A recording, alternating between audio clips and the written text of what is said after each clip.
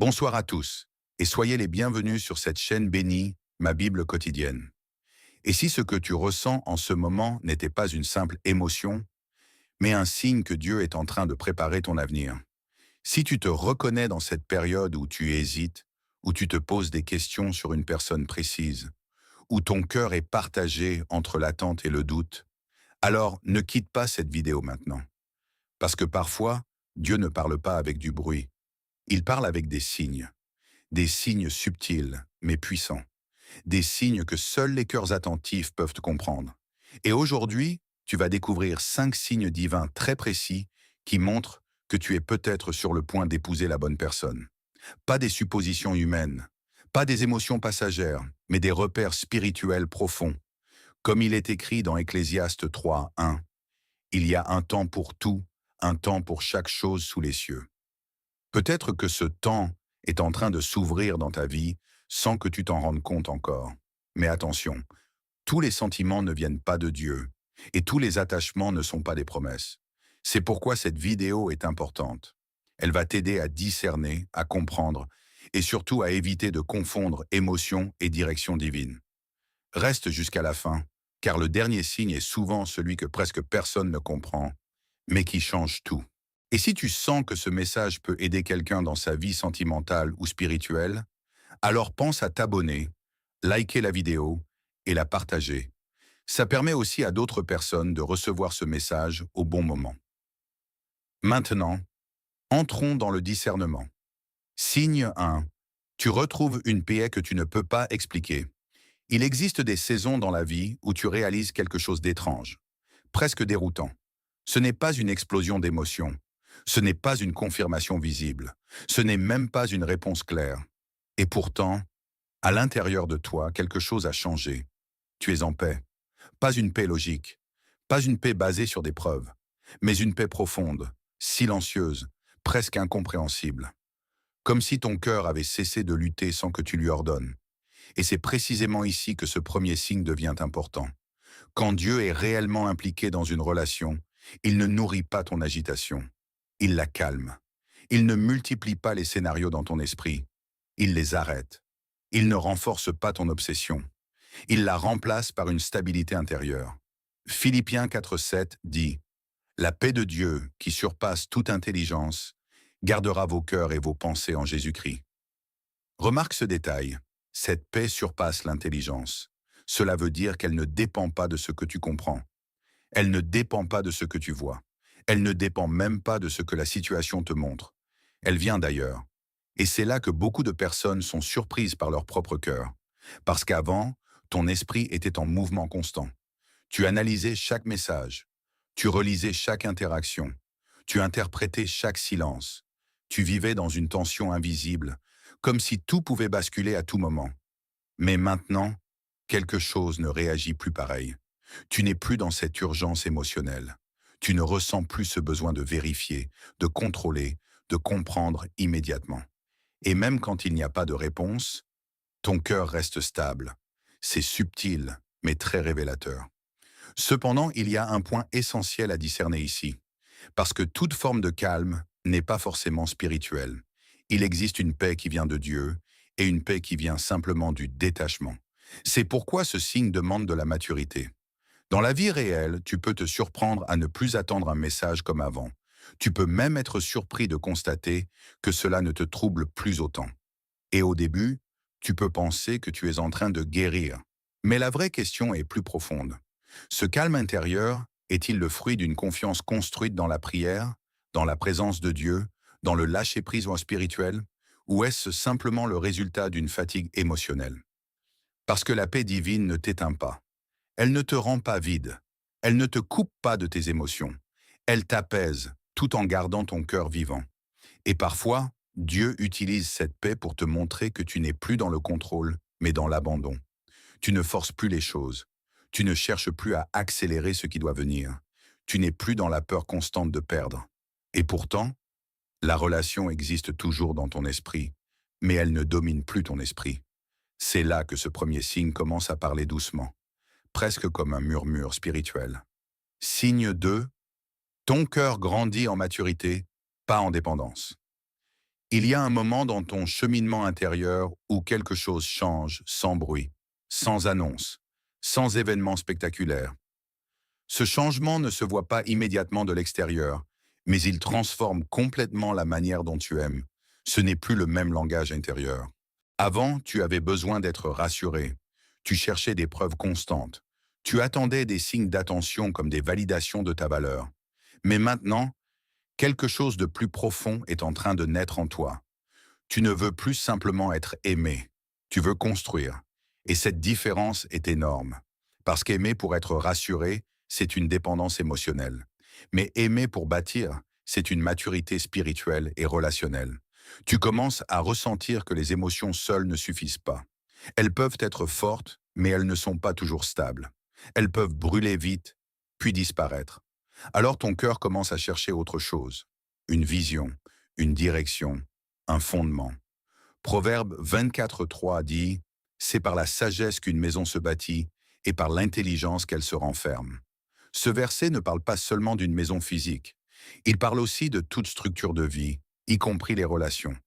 Parce qu'une relation qui vient de Dieu ne repose pas uniquement sur ce que tu ressens aujourd'hui, mais sur ce que vous êtes appelés à devenir ensemble demain.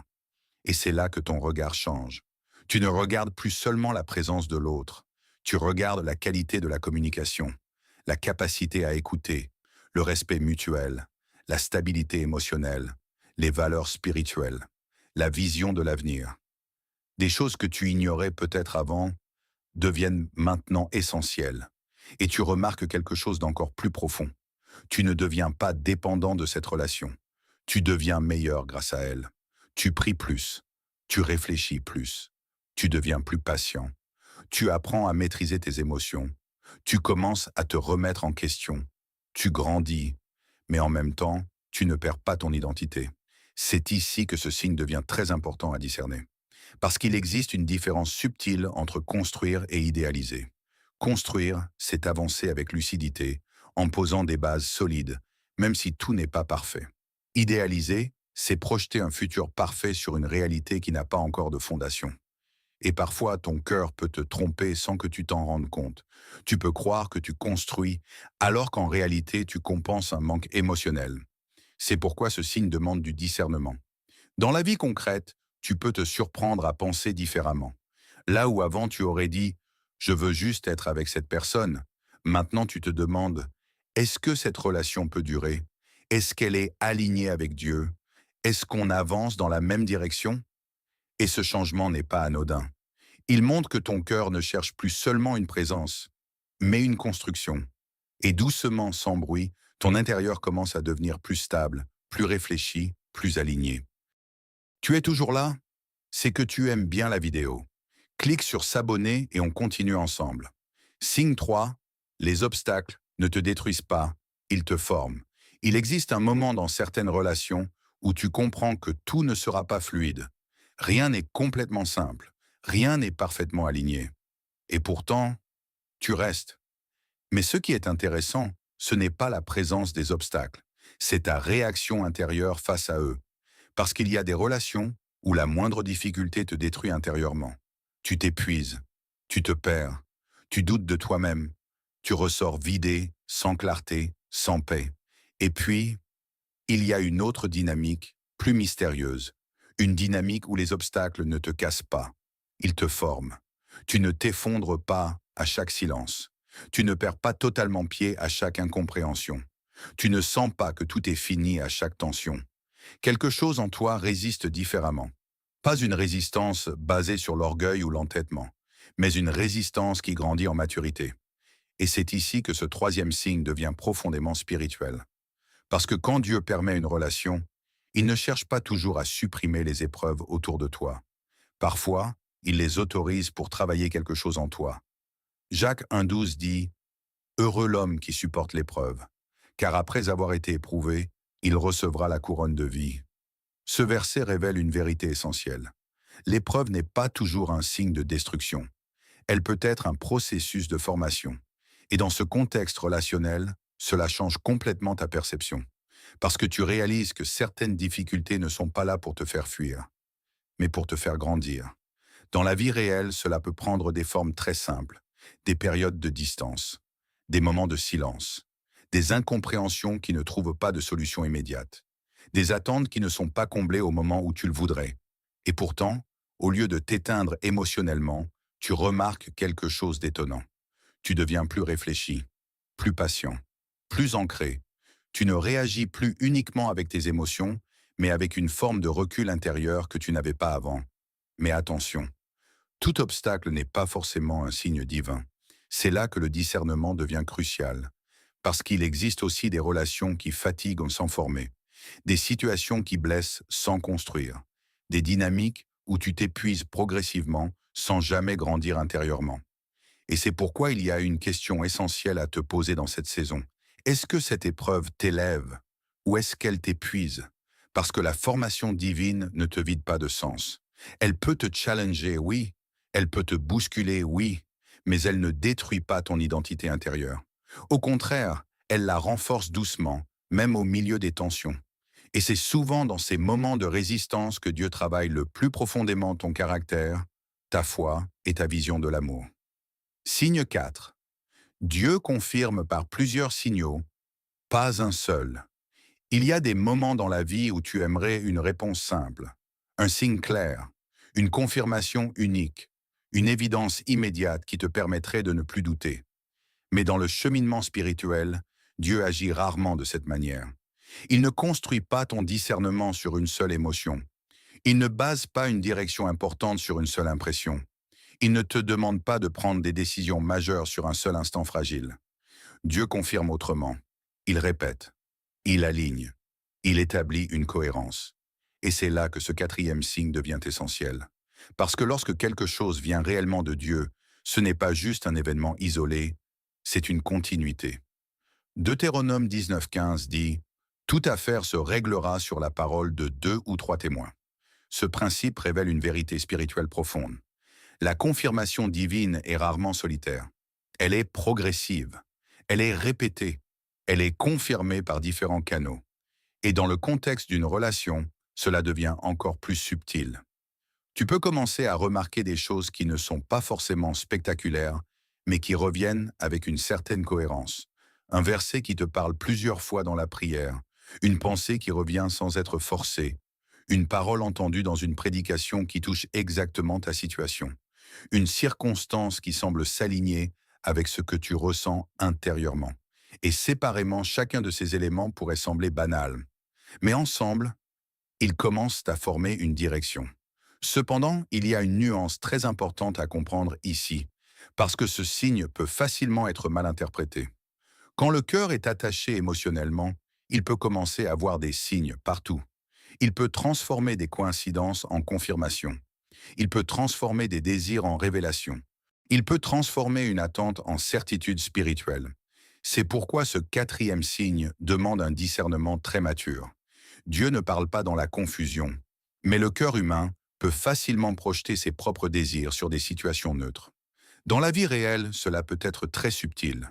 Tu remarques que certaines choses semblent tomber au bon moment. Tu entends des phrases qui te marquent. Tu fais des liens entre des événements qui te parlent intérieurement. Mais la vraie question n'est pas seulement « est-ce que des signes existent ?» La vraie question est « est-ce que ces signes créent de la paix et de la clarté ou est-ce qu'ils alimentent ton besoin de réponse ?» Parce qu'il existe une grande différence entre une cohérence spirituelle et une interprétation émotionnelle. Quand Dieu confirme, il ne t'enferme pas dans le doute, il ne t'obsède pas, il ne te pousse pas dans une spirale d'analyse sans fin. Il éclaire progressivement. Et au fur et à mesure, quelque chose devient plus simple en toi, même si tout n'est pas encore totalement révélé.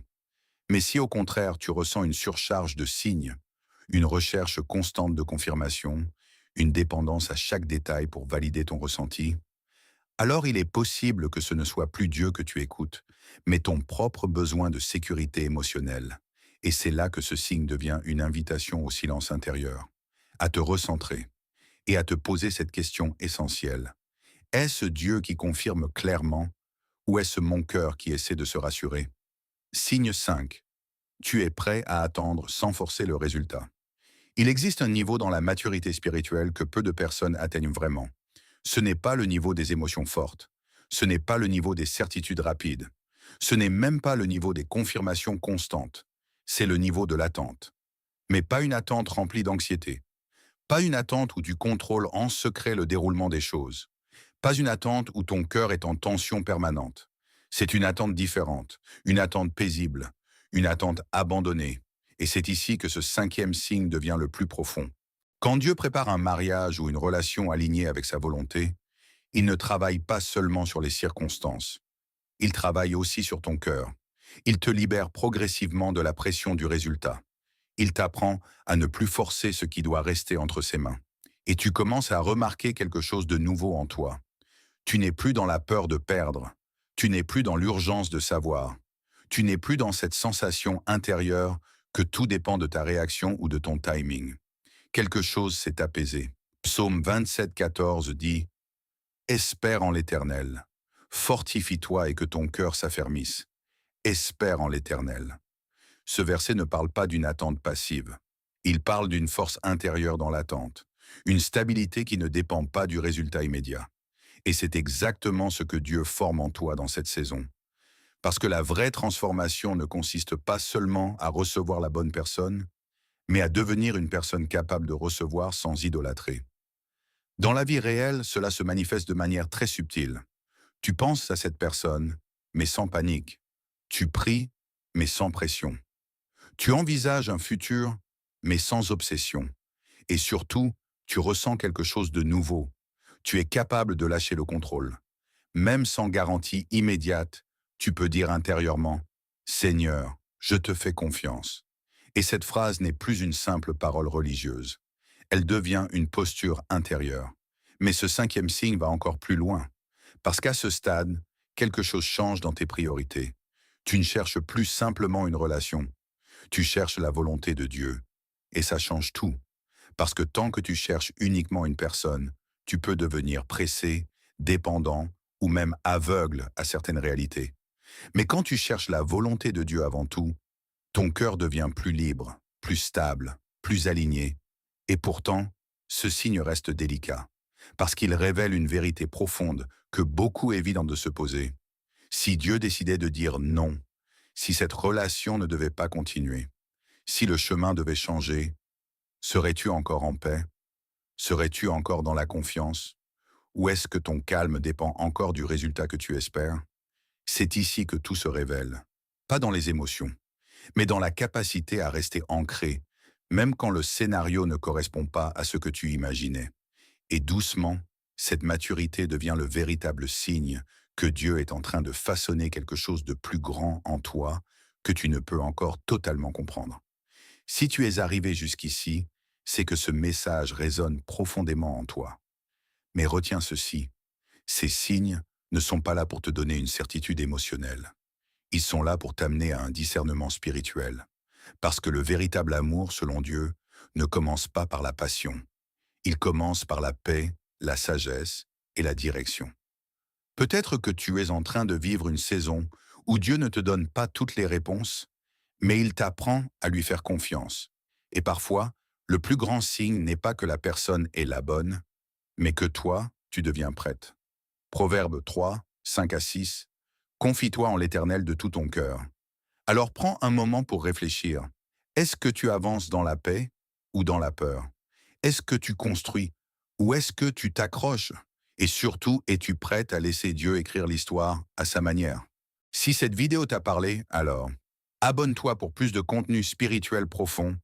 Like la vidéo pour soutenir ce message.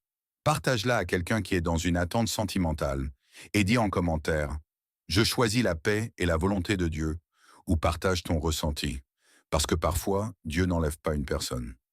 Il t'apprend simplement à discerner.